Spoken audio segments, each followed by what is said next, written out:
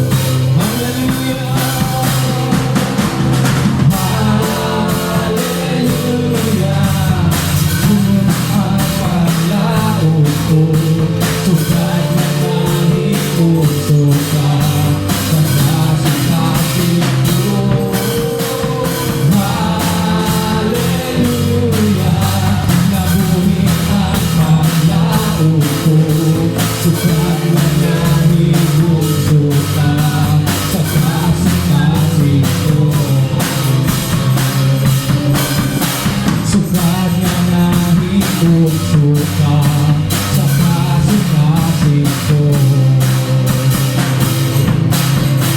Sapat nga nahimong suka sa kasing-kasing ko.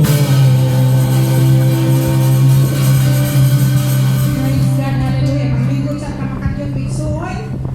Amen. Ina-welcome na ko ang tanan. Itaknas kamuntanon sa atong hiniusang pagsimba sa atong celebration sa atong 22 years anniversary sa atong church. Amen. Malipayon ba ang tanan? Praise God sa atong pagpadayon bato sa atas sa atong mga testimony. So, nanamay daan nga na-assign diri sa testimony gikan sa youth. O testimony si RR. Si GD. Si GDV. Karsa. Hi, good morning everyone. So I like you guys. I think as far as testimony, I think masyado mangyayatag din ako sa kinabuhi. In spite sa mga yatabo sa akong life. For everything is a reason bitaw na kanang as you grow older, then makita ang sa kamayo ang plano sa Ginoo bitaw in a way na kanang niagi ka na wrong path, pero pagka abot sa tayo ng murag dagi ka murag na center of the earth bitaw na murag wala na rin kakabulong sa imong buhaton di murag centered of stress bitaw ka, then suddenly ka na rin kamot. Okay lang ito. Then murag pag-stretch sa murag isa ka hand, yun yung ma-feel pero eternal na nahatag ko sa butang ko sa the right path sa kadugay legit and to make the story kang bitaw before dili ko ng loyal thing into kami taong simba lang pagganahan. Kaya mangyayari na kami taong outline of stuff. Musimba lang kay kanang channel sa lima. Musimba lang kay kanang murag ganahan lang ka. Musimba lang kay gislayin na ni kuya. Nangyayari ikaw na simba na tali na. Simba na tayo, morning na, Sunday. Then, bago pa kayo mata, bitaw. Basta bago mata, maraba kayo. Like, kapoy nila ako sa bawal. So, as far na nag-grow ko, nakita na kanina na ako sa inyo tabak. So, wala ko dahil sa tunga. Ako ko dyan sa kilig, no? Ako ko dyan sa may corner area. So, kay tambok pa kayo kaya may pisoy na char.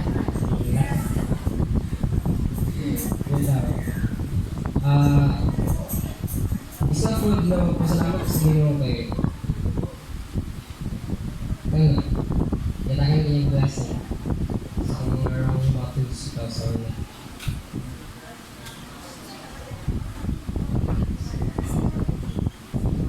And isa lang akong gusto dahil sa church is to grow more. Hindi lang mag-stay stagnant sa isa ka kwan ito. Isa ka life na murag pagi ka stagnant is in life. Wala na ito. So grow more. Then lang, wait for the right timing. Dili lang ka like mag-apas ka sa imong future. Dapat ang future mag-apas sa imong bitaw. So, wala to. Good morning everyone.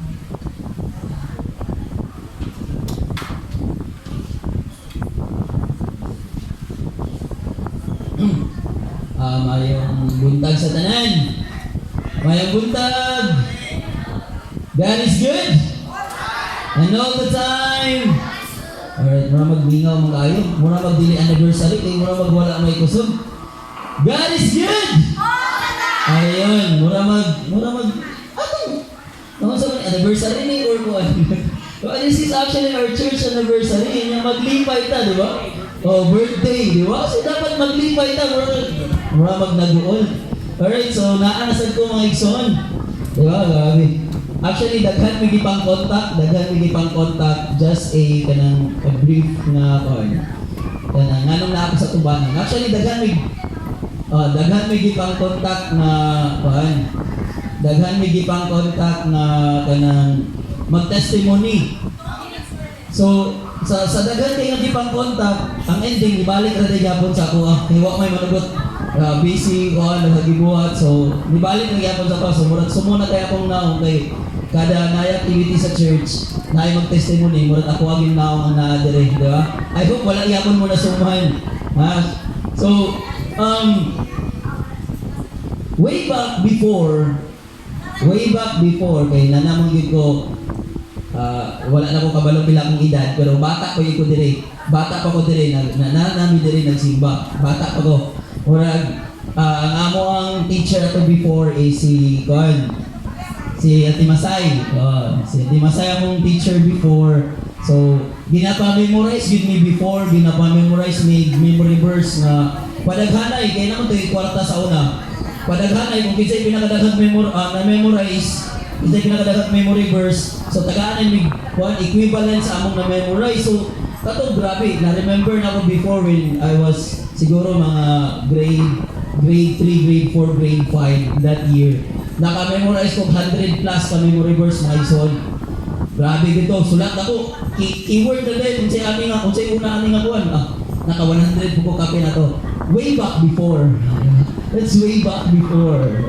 Grabe, daghan ko na-memorize before. So akong mga kasabayan, so nanasa ang lagyong lugar. Nanglupad na sila sa lagyong lugar. So murag ako na lang siguro yung nabilin dire sa akong mga kasabayan.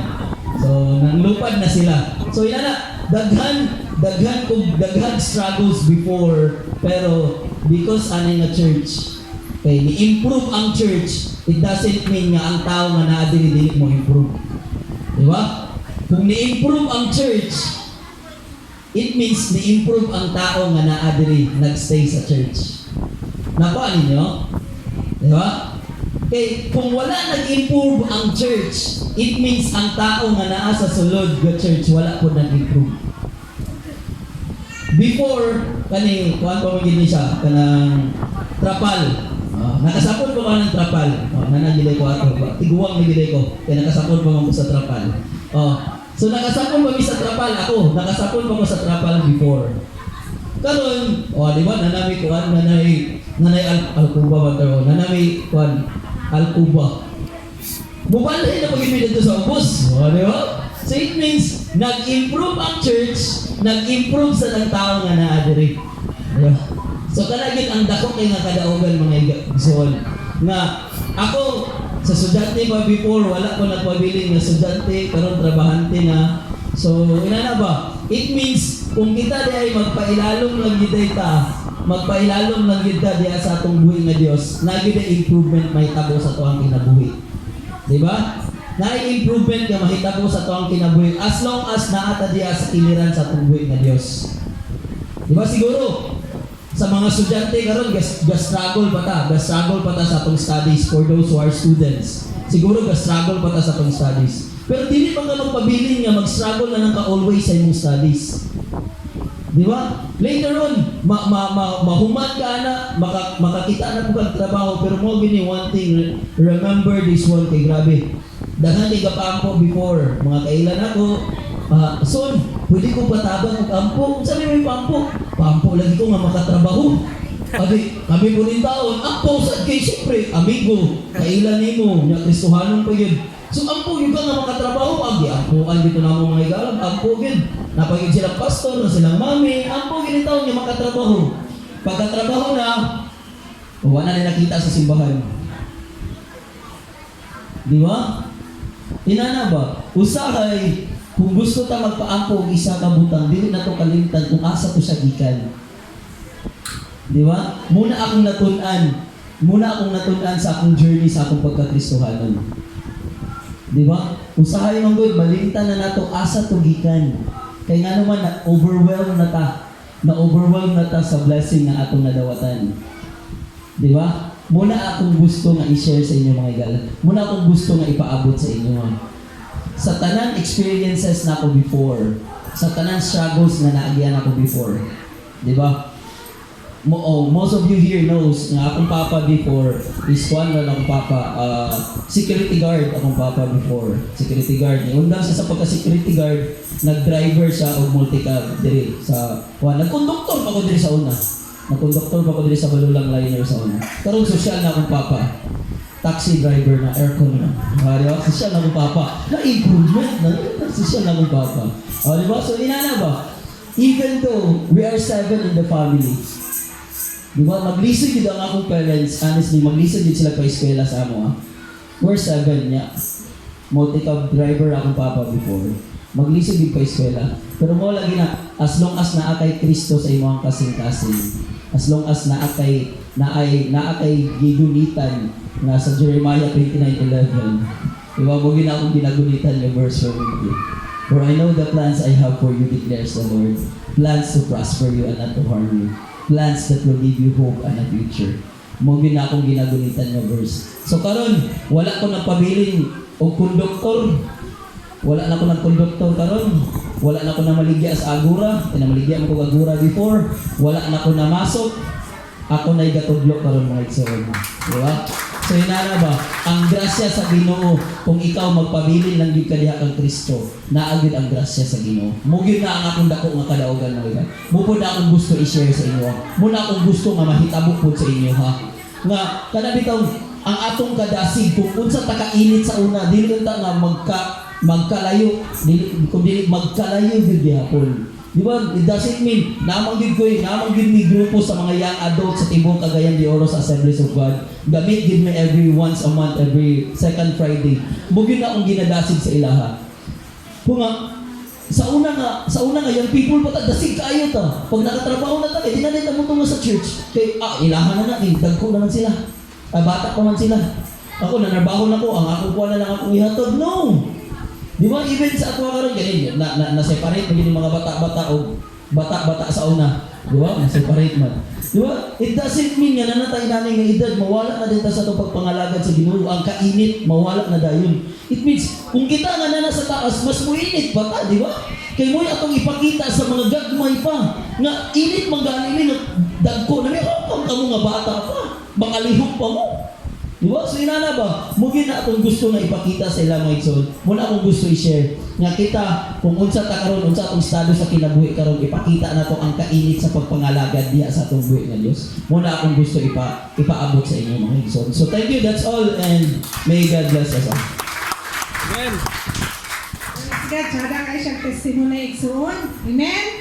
So, alang sa to scripture reading, padayon ta, manindog tang tanan nga makita niya sa Psalms 133 verses 1 to 3. Manindog tayo igsoon, ato kining dunganan sa pagbasa kay nana sa tubangan Psalms 133 1 to 3.